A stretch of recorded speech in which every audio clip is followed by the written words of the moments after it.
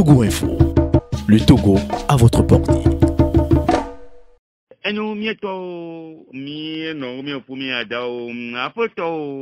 apono mi amado do peji mi glo mi jako nu fiela gan David de Saint qu'il n'y a que comme on connaît France toi to do bois yime tato yo nye ina me kimi akodo to mo gbe me mo togo mo do menya o ina kimi akodo to bo elo me ano mieti epo a do dola ni ja to mo professeur mi yezo Yo, au fond, ni somedo doni so. Do mille dilo barabara les doigts me voir mais magbo. Mais tu que mon connaît plus si tu as Togo de boile be forgo. Au fond citoyen Togo de boule et les djibé Togoa batem trop grand mais di joie bava la mais na me siame le doigt me Togo vio patawa tempo di joie doit me nyabe fike mi de fifia di joie de kwenta mu na menamio. Nyawa. E mi aga tema Togo vio le comment comme bon ya no du kwa tema atona mi ya. Ola topo doit Togoa mi ato Amerique ma va we na mi anto ko la we. Ni te ola torua mi la trova izan. Mi la trova izan. Pour que ma jibe mi ayede du tato mi Togo le fi. Enyo. Mi le ma tu que mi douani a mi atenglo ba du mi ba ma tu benye Mali mani gbaji. E gba mo nke mi are. Ali mi le po Mali mo duaro. Ni pobe Malion o chite o panko wabe edubenya o pobe maso sugbo le duame yo biobe totro bava duame na maso mi ma pumposo enti sugbo mana pode nous américains vele et santé be côté éducation be côté surtout ko be corruption ça nous dumenya o pepepe ola blombe gamu le duame no be wa soga so e dona droit ola be gamu le wa mi le pobe Mali be duame amedoa o so ne be ga so va le loazan et les nyin kemi ko le vidéo di je ma foi que bede ya pepe to ji ma foi que bede ya imi nyam le glema e be nyam le glema ne mi ko le nyi mi ko le nyi du me vio mi biobe on e so ga so na mi ne mi aso wo do abe doa ola be gamulo voa ola ba so ne be kesi no noa so va le wo kaswa da be e na be pobe malien pobe sunene yo chite yo be yo akpanko yo be du ko chite a papata edume vioni ke ameko yona be sohel opwa mana magbana pode ndeka ne egbe oyikonjia o ma bi obere civil onimo alo soja onimo de que condition le na civil a ne ke pobele na soja chan ke dume vio chite a malibe soja opobe nke dume vio le bua wa be nyaleme ye nyatepea o chite onno dume vionti omso ekpo ko to wa be no yo le he mona dume vio onno dume vionti nke dume vio bua o we no ye egbegbe me a nkwabe e to 3 ke malion le dia egbana ele moji gbana nke mi ami le vona kponyibe nke se dia o kumi le fia on va we ku le fun wa kan lo jibe ke malion be armé blombe yele dume viontia mi le bio so ma ogbobe nke dume vio le dia batem verme na lo ibe ka mo se gbe ya no asipe ya to ye da hon de imo deuxième mandat be ja wo me ke ka wo 2 ans ti va y voyer nous ka bo ateto ni ma ko wa ki dangbe ni ma bela ya et les défis ben ko na be souveraineté à peuple agbobe sona que peuple blombe du ko ba a quoi du ko e wa ke du ko ya gbe blombe e sunene mandat de ka o vai mu jejina mi o mi va élection o be eduji mi gbe o tamunyo mandat avec moi o la jawagbala jira ṣùgbọ́n to adoro o gba gbe nke gbale jo fi fi gbale piro nko vai san e sunene e do ami ato e do mu america tel e do mu famille de catel e do togovio alo malion ko le do ami wa to be nyilo e na de taga se ga mali mani ba le bo suman pa wa e ṣùgbọ́n mi ma tem poku d'état quoi a kwasipe o voir situation de vanana be kanfla solution le cas enyina coup d'état mi ma tem gbale tegbede jilo coup d'état l'Afrique bientôt il va pas gagner il va gagner Togo le ni edukeme coup d'état nabe korani gban le tout bon l'Afrique Togo to go gban be akolema 63 et nous pata le ni nous que nabe egbe amebe do agba tingbe nto e na nemi se coup d'état be nya la filia ntem pour sikwe voir ale que nous va y doit il peut be solution de beni doit ameko le eduta o gbebe yo ma se nya ke du me viole bio Koyo CDAO ne baba sonya, mi susuive CDAO la sonya, la jabobala do enya ke dumevio le buantinawa CDAO gbe, CDAO le bon enya madinyao et nabe armée que les mali armée etite non le Kenya le doit dumevio bionde yo jabogba ne yo na dumevio Ntifafa ni ke dimo no atepe to yoji ima fo e ko de ma Vivian le kata mi baje ya mi ko ko ya ma kwaji la afoto watara e bo to ya manda ijayi ire nkubi ka me ko kwale ke mo to ja ma pomposo CDAO onti o be CDAO a ke mito mi abe tukaroji le Togo me fia mi dogo ko wa ba me gansu au Bronya Denami Obe 2020, yo le dibe bani CDAO des peuples. Magbani allez que CDAO allez me bagné allez belle sang. Comme wanto nyabe on to se gomele de mi dira goloa. Et on se gomele de neno sonya. No glemiema. Neno glona miewa. Donc trovango de mes vidéos 2015 mais y a pas tani quoi CDAO dibe il y a imposé limitation de mandat les droits pas tamé avec 15 pays et on a les ninde ami dola affordé mi dola possible do nyawanti elle était fait grand mais an kegbe eduko wegbe Togo Gambie o do ma ba egbe ma o ko gbe sinon a messia melon do nyawanji et mi ele ni élément toujours bon que mi ami po il me tamunya CDAO sous les trônes il y a trop elle moji gbono elle moji gbono quand même que du me viole dia et dit ya no wo le dinelo oui. Il y a un avec bon le janvier début 2017 mais où il y a élection les Gambiens une camique pas que dictateur gambien il y a jamais be o be le Kenya le y l'ensemble au douye dit be voir on douye dit be la gba noisi piadia nke CDAO armée sénégalaise pas et nigérian patron don avion et ghanéen tchao bataillon leva CDAO défiant be démocratie l'Afrique elle ni que les vévédena Africa vio yo ko ni CDAO et droit de la jawagba yo défendre la démocratie donc ami pour nous 2015 mi pour nous début 2017 et na que mi avec crise ava n'a pas tami l'on dit oh venez CDAO les dia fo won fifia et on nous 2005 mais va yo douane que 2005 mais mi mo be pok be vo ami nyabe atamunya ele dia dia fo yeva mi alon lo dine baba pedo mi antine Togo be Cuisa, n'atem tout le monde. N'atem potane. Yemi le di ku CDAO kaka kwa. Ndekpo va trombe domi. Ndekpo American tom se ndekpo gomo. Ye mano exemple de mbayi Sénégal ni BBC le font ni émission vidéo quoi que mi pas voir mais c'est les que on ko mi journaliste to le bien nke CDAO kutogo viwa est-ce que n'en tom tem se gomo do ya tom se gomo nkenti CDAO trombe domine nema et défiant be American se gomo ba fa dogo ko politique go le fi on sait 14 mai va les biobere ke joma obe yom se gomo be voir quoi histoire lavanda UAC okay ndeme la kokoko touta ndeme la bako ye mile po matrova nyako bioma mile pon kele jolé Côte d'Ivoire mile pon kele jolé Guinée yimi yo allo de amewa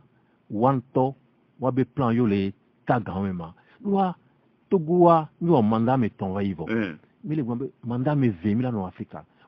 président fort que les miabe du quoi et wo ame tomba yivo ame negwa et la tenwa il me va laisser no constitution les compteurs sont remis à zéro donc ame wa bato ame tomba yolo oui a dit Camila René comment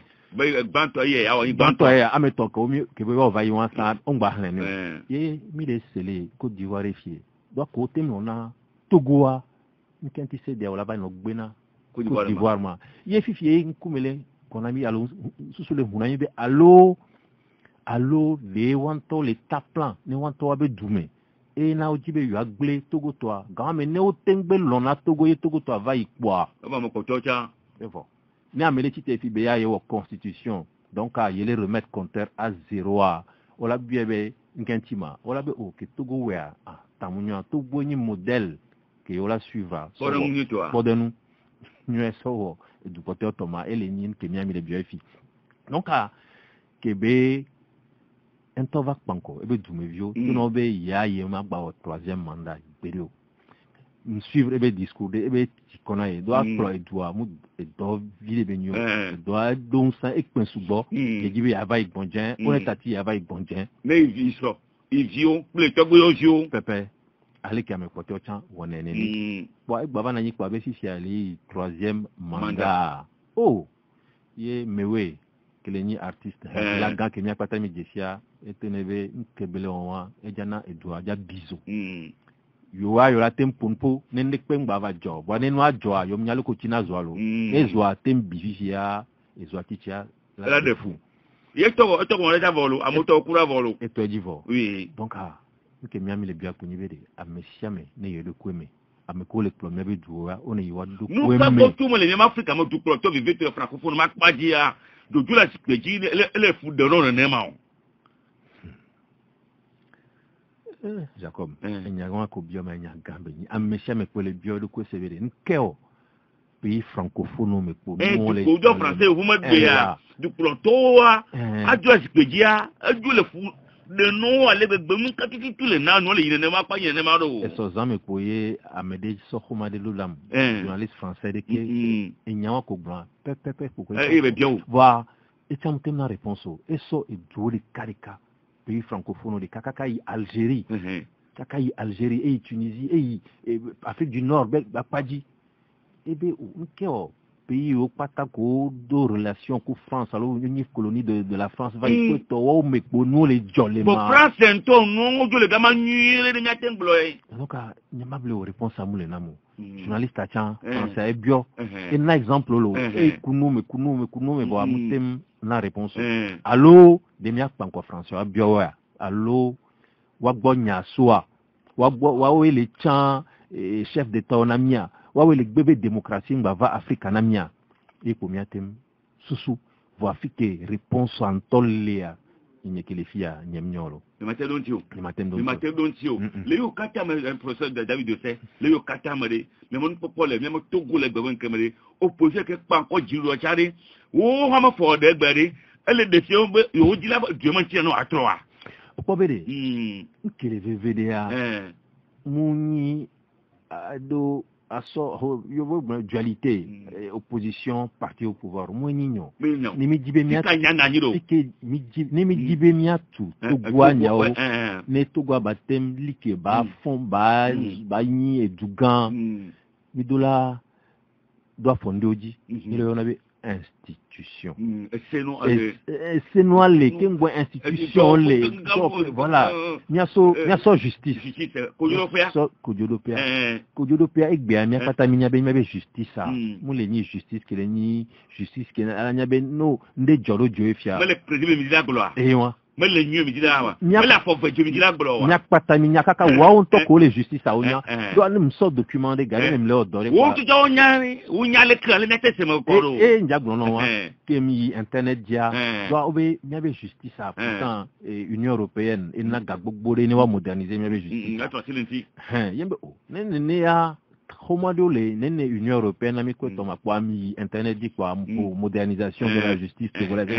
o les 3 Togo be justice ye kwa quoi ministère de la justice de Komadeto nyambanya pikeme on ambe 2016 ou 2017 ye kwa mle le homa ye nyawo homa mea gouvernement surtout ministère de la justice ba kwadia lena explication ben kenti yo le hianga la so 3 mi abe justice sentiment o le gnon ka le gmabe yobe justice a elle ni justice à 2 vitesses et gomenyin ko e gomenyi be ne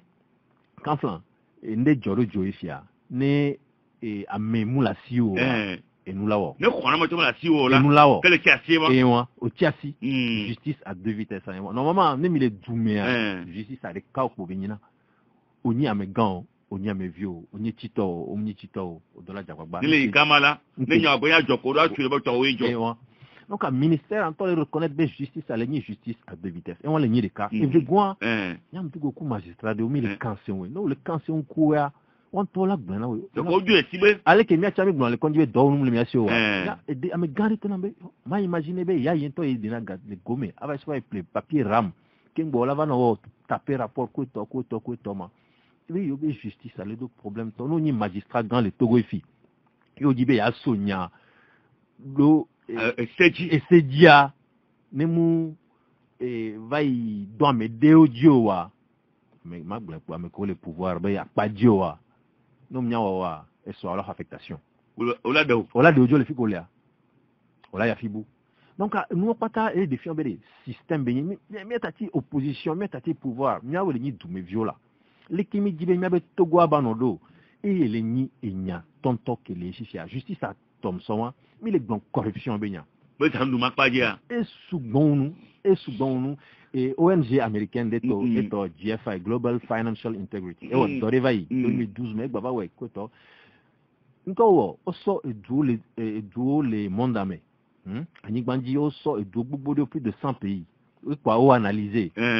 et le ko na ba analyse ado et fifi a kanfla mi les filles et o le ni comptable o be e hoga ke so fie ye hoga ke so fie ye hoga ke so fie if ya va y comparer et o be hoga ke so mayo établissement alpha voilà quoi établissement alpha tambe déclaration ko be wa tamoya o be 100 000 so alpha bo if ko va y quoi alpha be compte dia alpha be ya so 500 000 so la Jacob vous tout wa et pour ça calcul yo défiant be nko yana be flux financier illicite et gon be ega que la boule ega ko le boule Togo bani gbandia no wo moyenne sur 10 ans chaque année à 1000 milliards de francs CFA. France citoyen Togo debout pour nous poser nyamanti pour vaille. 1000 milliards. Veille économique pour nous poser nyamanti vaille. 1000 milliards de francs CFA. Nyembe sur 10 ans par an. Et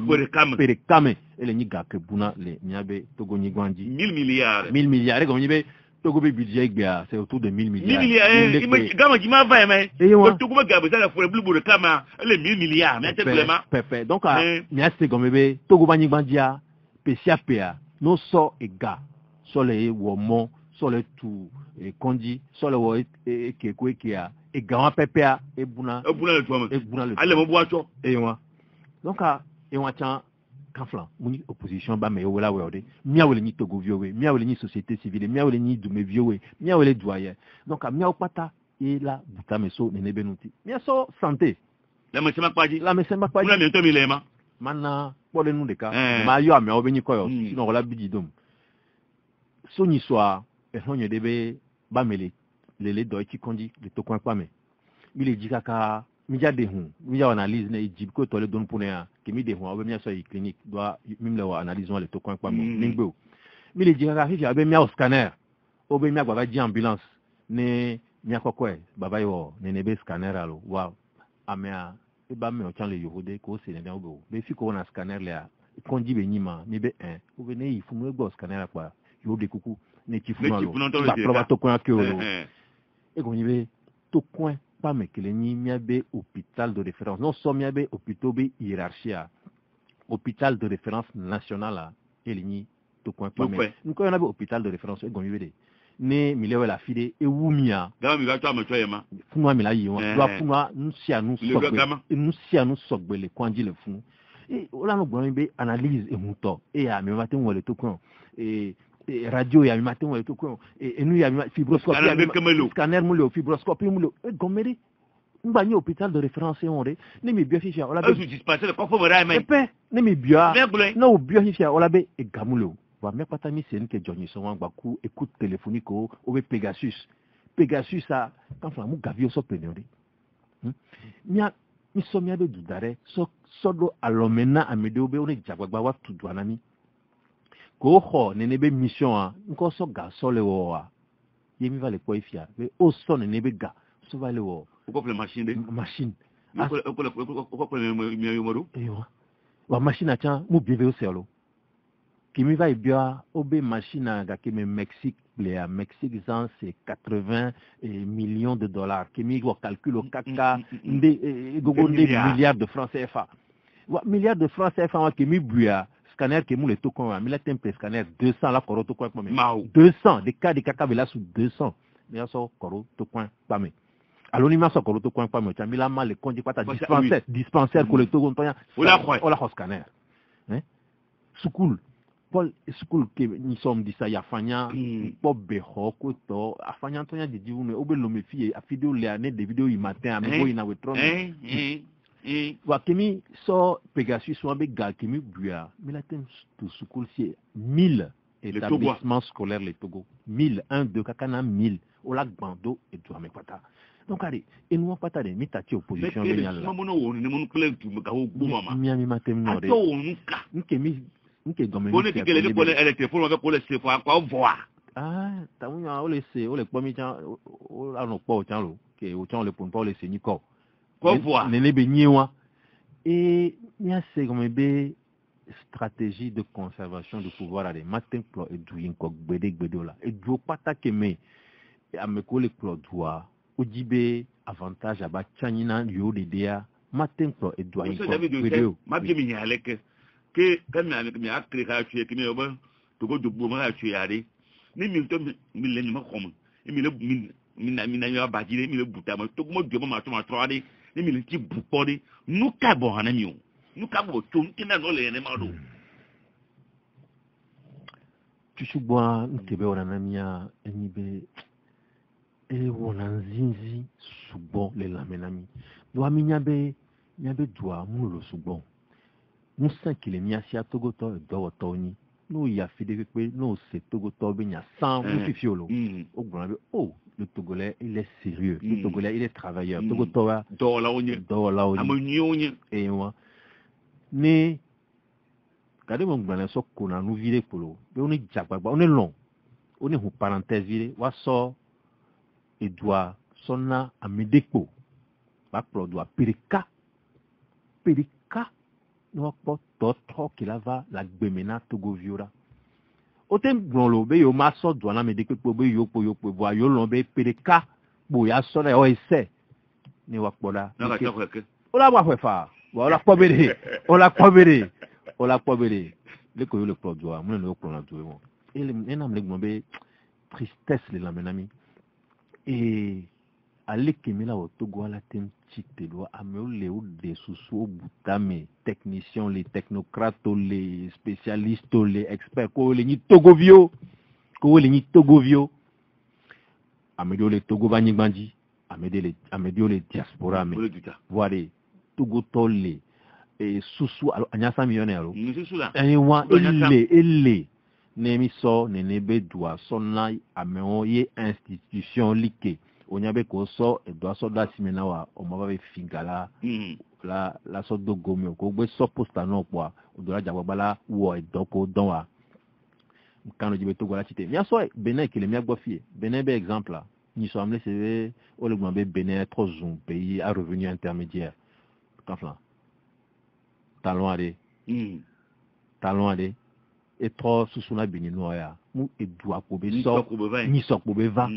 hein et doit be kesino no le bela zando le ke bela gbe gestion ko be woye yo le tafu be le gestion nyoria e wo ndo vai nya kwata ni blombe do fare ta nya kwata mi da pare be ta lo wa ke bele we ye gestion le nyua nya no objectif nya poisipe no nyoko le bono glebo no agbe nyoko agbon nyo ne mu nyo chan agbon be mu nyo e ni kele jole mi be Togo banyigbani adia mi agbon be mu nyo nya gbonbe munyo mi atonya ona mi anono ega ele do amedo be gome munye glon président to eglen e be minorité de sorto gobe kesino no aso polo gome e di ko mi le kakana kudu gbe ato tore pe mvo corruption agbaleji mi senyi so petrol gate nya ko le toa nya ma yo Amerique be ni ko le fi owa e nya o mfion système que les clubs ya be Togo doa système a be to 3000 di ma bonya vide ko question de quoi va y jova et jombe maglan doit me laisser be nyo so ni so kele joa mukudo fiko so bolo Jacob musobe oni norto allo oni sudvi allo leke be nyayo système que les clubs doit et be trop comme il dit mim le dit parce que nkele wo mia kowele sud les filles et kele wo mia no vi kowele nora no il conduit pas mes filles Kara CHU de Kara obe ebe situation egbali piru lo meto donc les kimi les CVV les lumia nene ke po mia no vi kowele Kara allo afi bo chan les CVV nene on baba blemi be c'est un problème ethnique. Problème ethnique, dès que tu as mis à droit, mais pas ta avec les CV. Non, il conduit fier, ma biobélé. Norton, il m'a le sud, il y a voilà pour vous. Et il y a Kosovo, il y a Kola, Jawaba, là où tu donnes. Nenibé, et il y a un scanner, on m'a tourné à Kony Nortois, il y a un scanner, alors Kony Sud-Toi, il y a un scanner, Mouina Neno. Ne scanner à Moulio, Moulina Médicaux. Kony militaire, on y civil, on va avec les situations, les nanas civiles, les que vous voulez, les militaires. Nous connaissons oligarchie, comme América, VD et ton, et Nélio. O les zéanou, waouh les fous, bessiagbe alors les yé, alors nous les yé zéamé, les tchanlan les zéamé, miaou ko les zéagodoa, les pondé pépéo, et nyawa yemi les bon, yemi les diobédé, trop bava, système a yemi les trop, mouni Amerika, et les ni problème, même les gnombe que président fort, nya singbe la zikpe a dit, n'emigbe doli fort quoi, évolution la trop au système a système que avouya depuis 90 il y a avoué tant comme quelqu'un et 2020 mais il y a dit l'oignon non je dirais que 90 mais et 2020 mais pas il m'avait elle faut là ton il mettait bloqué souvent donc bah et tout du pour pas oui gachega be chèque gachega be chèque et chèque me le boss manque pas wa chèque souvent et chèque surtout poté am quand il est le C14 Bodi était à Monsieur Bodi 2017 mais ya kemikiti ya be amila jaba wala welu ko matin gbon mi gogo sugbon mi gogo victoire anto mi gogo mi po eleke nke poto mi aso alo so le ya mi nte o mi te lero Jacob ka bobo cho Jacob nyawa oju mi agbon le fiefi ina mo le bi se do bi be de ti mi le gbe mi la to go bi o gbe on ne tire à vouloir on a quelqu'un tournalia Togo violato le Togo viole jibe trop baba Togo vionya bede Amérique ko maso Mali CDAO allo yovo de lava ouais ye trop la tin va dormir mi ko le ni Togo vioa mi on top la voix nyabe mi a son kumede so fio Togo vio afike mi jibe mi ya koya mi a so fio va mi so fio chan et les qui m'agrandent à fort qui m'il a dit alors un saint qui m'il a zanso il fou noir on la poibe un saint soumiasi nyao qui m'voit tout over la cité même si blanena poibe nyam blonya subo ba blonya vile chan nous subo nous vile il trouve nyanya kinam me bien nous quel jomo 30 ans nous ka boite to ne mo enyo subo wa mtem sopo nous le calo vidéo et mi pour poso corruption et comme il be à me play et à mes peuples et nous sous les luttes anti donc vous que nous on là vous la mo play même on me dit la gloire et aime les gloire clairement et comme il be et gawa ko fina et na amedo yon avait trésor de guerre et gawa yova zana so pename les togomé les miamé allo et amekoso CDAO me miami nyabe CDAO ba me do tia hoga ko va be yo jaba sonya mi nyabe wa do metodo o ja o du zanu nyama o du zanu et ouais c'est clair. Donc, et à mes peuples, et ni ndé, et n'abe miabe lutachan va doit. Et le mentilo. Et quand actuellement moi so comme ni va jesu mi no wa. Jena si ame gbeto vona gbere. Voilà. Soto wantia ndo changba nabe luta mutemi kaka fike bela yinamio. Nyato nyawo.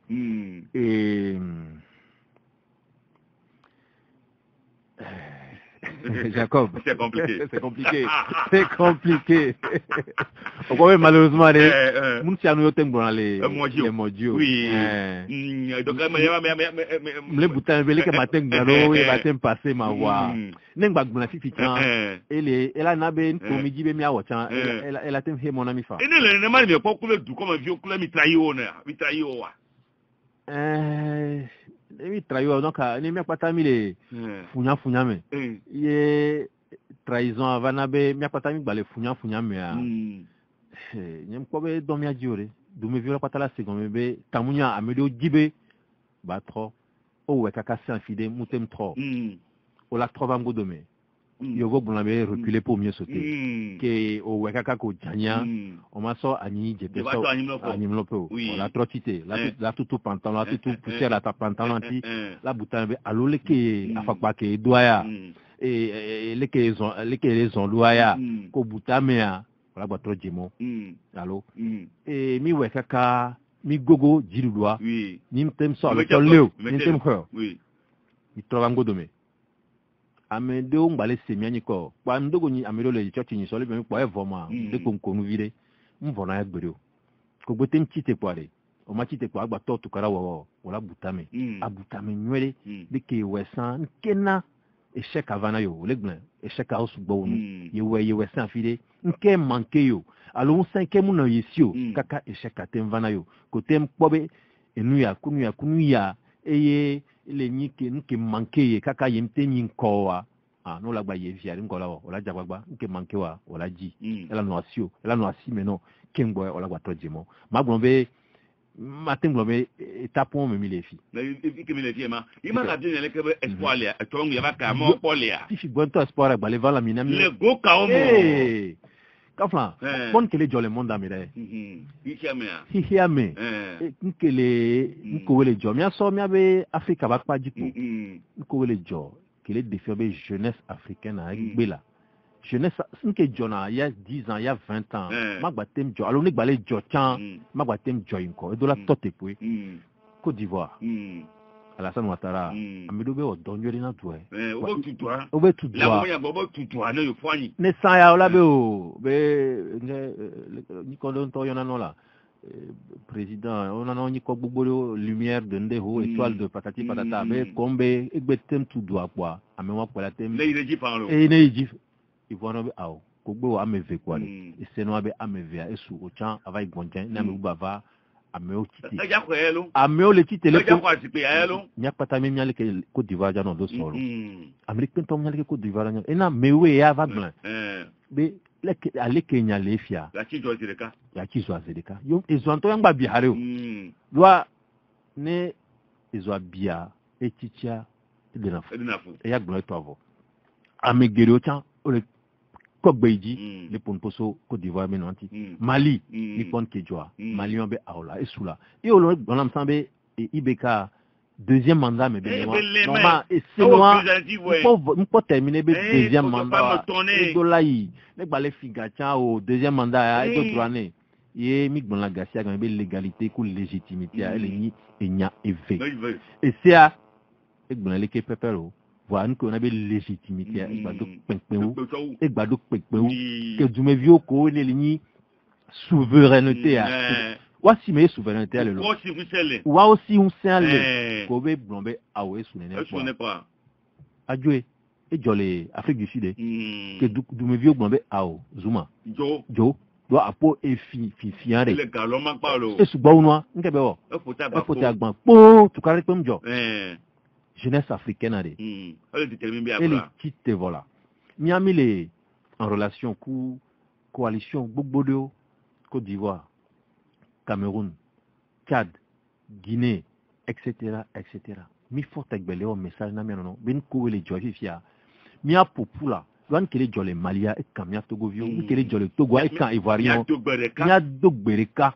ni mi a jabagba mi ko Jonathan ku Amelo Bounabe syndicat des chefs d'État ba totela mais c'est des ova nke vanon oyo ebe conférence des chefs d'État ou ebe conseil gan ki do la va sonya nke mi le ko fi ami ni c'est des oya gbe va kwa no la sonya kwa o sonanya be amekele duta ba ti funwa ebe condition a yo awene nywede nke du me viole bua o la ngombe wa jeunesse ama ba temu ne ore donc a togo le contexte moi mais o temu word de pepe nyanglen le moyaji o temu word de pepe o nyabe to troya le wobe il est inéluctable to troya l'economie Jacob to troya l'economie ne togo vio tite o ba tite kea nkela jole togo doa mea ye to trola va ye mi apata e jijwa la va la menami mi la tu mi abe doa mi la we pali mebe mokole wa jijwa be la nyina mi oui jo be nyato onye wa ni som le kanse nko amedea le sebe ne doya wenu ne ya yemlende ko wa ya le au moins gakebele ya o la tem sotu hôpital nyao Jacob amolum bulo mo to ma nyaviro amolum bulo ga ma nyaviro Jacob Il est pas comme ça. Et Balénin, qui est jo. Donc, il y a le gamanto. Qui est un j'ai pas dans le fond, et tu as dit, aux Andes, à Tofia, du job, la Ninami, ou un baba donku, il y a un Kamoya filmé. Il y a Camiola va filmer. Hôpital Saint-Pélégrin, Kobe, il y a Tsunami. Oh, tu vois. Il y a bien, oui, il y a journaliste gain. Oh là, il y a réponse. Saint-Pélégrin, over 17 milliards. 17 milliards, et Pegasus, ko so le semiabe mon ko mille dans les mots du Kotora, non so Pegasus, on a tout Saint-Pélégrin de Caro Togo, Dolo Méfier, on a tout les cadeaux Sokolefa, alors tout les cadeaux Carafa. Il y a d'où mes viola quoi du tout, la voix la médecin, ben yame,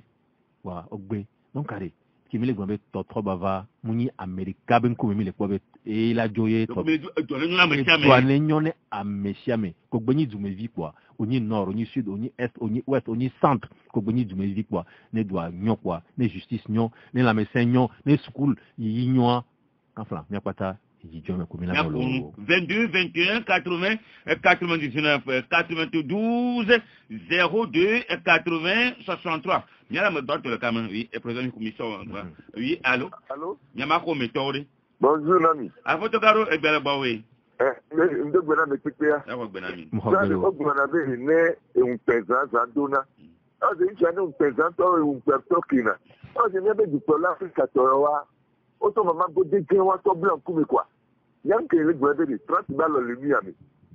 Tra de se do lu kura si bia gbamalio. Keya Edejaine, la cité. Même Macron, Edejaine, et bien non, peut-être la Lydia. Bon, ma bien, mais peut-être c'est vrai. Nous, quand il y a des doigts, nous, d'accord, il y a pas de Togo doigt. À quoi on a besoin de quand on peut dire, avec un matin, il y a pas de nous, les gens, on est juge. Autant la tranquille, va dans notre guerre. Il y a quand on a fait au Tanatiari. Il y a des cas de on l'a même, oh, il y a un quête d'Indasia. Oui, allô? 22, 22, le dormou. Lui-même, le capé, le dormou, c'est à 92, 02, 80, 63, le capé pour le dormir. Oui, allô? Allô, monsieur RFM. Yamako Méthode. Nous connaissons Koku, mais tout Koku, bien enfant. Mais d'où est le professeur? Ah, on va Koku. Beba Tone Benari. Beaucoup de dégâts. Togo me lui donne écarté l'idée d'opposition que Kemlo. Non, on a dit, Togo la on a écarté l'idée d'opposition que Kemlo. Après. Après. Alors, il y a Mathis Zaranami. 92, 02, 80, 63 points. Il est capé, non, bah, quel est le et le mois de. Allô? Allô, bonjour, monsieur Jacob. D'accord, Marima. Il faut nous aider, il va doire. Oh, il congé vidéo alors. Après, c'est encore. Donc, ben, mais pépé. Monsieur Jacob. Parce que dans les miens fourniers, on y a bon quoi. Devant Dieu, mes pépé, c'est dénadé. Ou les miens, pas caméradé. Ni la que va sama les justices, ni du droit dans le président, ni du droit dans le gouvernement, pas ta. T'as pas ça. Il a fait ça, et tout ça, femme. Ni du dans le président, ni du dans le gouvernement, quelqu'un. Vous dites, monsieur le président, il faut aller le président, Rokonani là. Hein? Et nous, monsieur Jacob, nous, quelqu'un. Il ne peut pas aller nous. Il y a mais tout le cas, il faut vous connaître les jours. Les filles disent que nous c'est quoi? On sort tout le monde, papa. Nous, je me bâti à Nivan. Vous savez, et tu as dit que les diminutions tuent le courant. C'est ça, les filles, les peuples, c'est des sociétés civiles à dire. Et ça m'a dit pourquoi alors, les justices, quoi? C'est-à-dire, mais on a fait seulement les jours, mais quelle est la vie? D'accord, d'accord. Et ils allaient, Miaga Lamrecal, 92, 02, 80, 63, quoi. Oui, alors? Allô? Yamako Meto. Allô? Radio, il me dit, si elle mettait 5 ans, Oui, c'est monsieur Dubé. Dubé, bien enfant. Hein? Bien enfant, le milieu de Nico. Après caca. C'est pour la première fois qu'on a une radio. Oui. Oui, tout juste sur une collègue dans la sous-région de la CEDEAO. Ndima Bio Founiebe, est-ce que la CEDEAO créée depuis 1975 n'a pas encore rempli sa mission, ou peut-être on peut remplacer, donner une autre appellation à ce mouvement ou bien à ce syndicat de la CEDEAO, des chefs d'État? Ok. Akpe la do yamanti no sare agba pota America mi ya fokwa ni mi acho mo zo am pota mi ya ko ka masia am pota ba wi allo nyama ko meto oui mo de kunyi ko ari me sen ko nyiro lo wo pe to adama vo pe bien ya very di ata de fun to kwa nka be aglo ego be le to ka ko jinya America ti ma ko en ko to le po ana do ma no to o mu ya po development ke so po ti e bi ko je haju wa ni to do le me amoro be nyo ti ko to kan ji amoro wa ne ma o da sa ti le ba be je ra to a pe mi ado ma o to ja ni ja ko go afoto jenya la jenya America le jenya re gobi ko nya nya te de to la o ko ta ko le dia me o ma ko nya to mo ko ari o me ni la parka le du jo to o be do ayo akpe c'est bon ayo na nya tem awu mo zo ni le professeur David de Semeton le gbo malo mi mo opposition gbe ya awa ba mo jo lo po be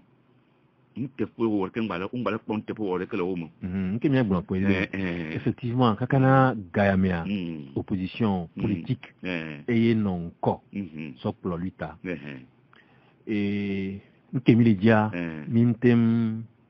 leo mintem kironu antio et na kanu jibe togo vieux subol bidji les blon ne be voilà que matin blanc poni bede opposant Gédéo Chanlé Kojibe, Tortoi Bava, les Togo les filles. Kamplan, Wapata, Omni, Zan, et Amlek Blanc les moignes, mais Tekbereji, Omijesia Molo, tu veux que les Tibet, Omijesio, Kojibe, Tortoi Bava, là, les Tebelia, Wacham, les Domadjilo. Nous, nous opposons les Togois, nous opposons politique à faire qu'elle a tenu qu'on Jacob. Il y a des éléments. Affaire que mato bin kono Togoa et jole nenia et nami le système moi il y a 3620 donc à opposant de le opposant ko nyama kwa pa du o ma pa mo la du amedolia o vayina wa khona wa be valise amedolia ko so valise avana ogbe doa me dio ko le doa ya nti o le woni ne ba fundo donc avant yo la we kaka so yi tike be do la yalo donc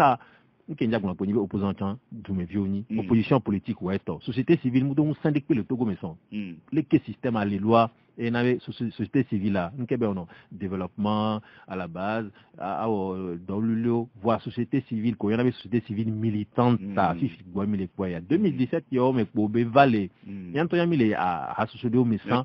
voir nko y avait société civile qui la ni militante qui la no action de terrain qui la no pomposo le que mille pomposo et dubenya mon leçon donc à ma globe ne pouvoir to le donner ne venir on m'a tengbegbedo parce que nous connaissons société civile et les djumia elle ni yo yo contre pouvoir ne pouvoir aller les webenoua système de contre pouvoir aller VVD sinon abus excès na nani ko donc a mia contre pouvoir be 2000 ne ofiga Petrol Gate, le Toumont, au Fingale de Gomé et Global Financial Integrity, les Globes, chaque année 1000 milliards, Bouna les Togoméens. Mia, n'avait société civile, 2000 euros, 1000 Globes, Mounion, même les Globes, Amélie comme les Diens, Amélie comme les Ibor, Allez Kenya, et combien 1000 Globes. Donc, à société civile, 2000 euros. Société civile militante, et Djibé, Yawa, Ibedo. Moussi Ampo, les 600, Vané Djurumawa, Moussi Alava, Vivia, Fikemila, Koumia Bedjoua. Coup opposant politique au pata, coup citoyen au pata, coup à mekowe les doit pouvoir avoir pas dit qu'on les dit trop baba. Doit être sous bon temps et qui qu'on a assis la cime. Mais là tira, il y avait Edouard et Dolo. Et nous le kata mairie, le kata nous a tout le 6000 leg biaré, 6000 leg biar. Nous me gardé avoir voulu même tout fier, mais pas associé opposant l'eau à l'eau, mieux que la tout m'avocat ou m'avoir. Ndele VVDA et la nibe mimle tout. Togo vide que so dalo azogyo inwaya nya semebe nya nyemle gbo opposant be nyanlo citoyen o mini mia ko weli ni société civile mi la société civile be do ne Togo vide kobe e do ke mi le wa ele ni nyuena e doa e be dibe yava no miantia ni ma nyame de pipola ma gba clairement la société civile be doa mi la wa be ma nyame ke be zare be le o espion le mu la o le Jacob ne mnyabe espion ni yo be yava no zeanu fike mi le buta me le toi ne yento humona wa mu kanyento nkemi dila wa les sociétés civiles militantes dibe ya zon mode fifi ya mede dibe ya peremianti a zon mwa kumia iminya be amewa milatem kando ejia emo wani mi kwabe amewa enyave alu a devele numenea nyanto aye lekimila welu kaka amewa matemba gble numena miwa emi numila jagwala o ni ma tengla unene ale ke tuko le dessus bia ale di de lo fo bia man kamere Togo viole dessus nya ka to ka se mu wa ka to bo wan ni ya ka fa nya nyem ke ni po si ka to me gamle 2017 me nya viejo nya nyem le vona nya o me nya viejo Jacob wa ajiba de pour ko wa chanyi ba le ke Jacob nyem le vona nya o la nya de kama grand ko ni de Togo vio le mobiliser le wa be ejimevo mobilisation elle jimena monsieur ami do o monsieur ami pour ifia enya eti connaît à monsieur ami donc la mobilisation elle jimena monsieur ami voir nkemila afokemila défi et Togo vio la gombe a e wose akoya ya enya de le jajo enya wale nyamia gbo nem so Soudan be exemple Soudanais o le we kakava se afide kanflan moment de vananya no le pour le télé a me cuivre pour la po nyam sushi be Soudan tiens e genvo on va batem kho azipele LBC si gbere zanre quoi ni kemi ba po de ko ba fon lubu mi atami la fon lubu ni ma so ani ewa e nous vide po que milano we kaka mila sushi be o wa enya e voix nous vide po nana changement vana et nous vide pour un changement pendant tout goto wa be jimea mobilisation à levo déception ko mi traverser a nemi son ke mi la so fion fifi poade voilà qui te zanrea nyon de ka pour nyane dado e glonyade be nemi manifestation ifia o la va datu ko to ba on a pas ko manu ke jo maliti ba Togo exemple comment que be soir et les nibe